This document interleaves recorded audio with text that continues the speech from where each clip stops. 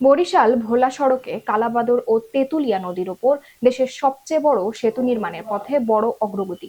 প্রায় 11 কিলোমিটার দীর্ঘ ভোলা সেতু প্রকল্পটি পিপিপি ভিত্তিতে বাস্তবায়নের নীতিগত অনুমোদন দিয়েছে সরকার। প্রায় 11,466 কোটি টাকার এই প্রকল্প বাস্তবায়িত হলে ভোলা জেলার সঙ্গে বরিশাল ও ঢাকার সরাসরি সড়ক যোগাযোগ স্থাপন হবে, যা বদলে দিতে পারে পুরো অঞ্চলের যোগাযোগ ও অর্থনীতি। বিস্তারিত থাকছে টেস্ট রিপোর্টে।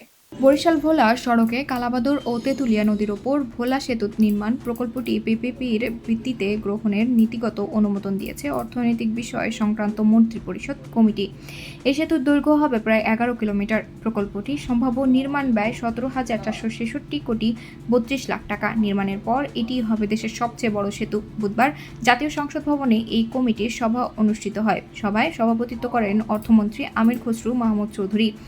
সম্ভাব্য পরিসমীক্ষার প্রকল্পটি অর্থনৈতিক দিক থেকে গ্রহণযোগ্য প্রতীয়মান হওয়ায় প্রকল্পটি পিপিপি ভিত্তিতে বাস্তবায়নের নীতিগত অনুমোদন দিয়েছে। প্রকল্পটির সম্ভাব্য নির্মাণ ব্যয় 17,466,32,00,000 টাকা। সেতু চালুর হওয়ার পর 2033 সালে এই সেতু দিয়ে দৈনিক প্রায় 4,996টি যানবাহন চলাচল করবে এবং 2062 সালে 41,865টি যানবাহন চলাচল করবে। প্রকল্পটি বাস্তবায়নে 507.5 একর জমি অধিগ্রহ এবং ইউটিলিটির স্থানান্তর বাবদ সকল ব্যয় সরকারের খাত হতে নির্বাহ করা হবে।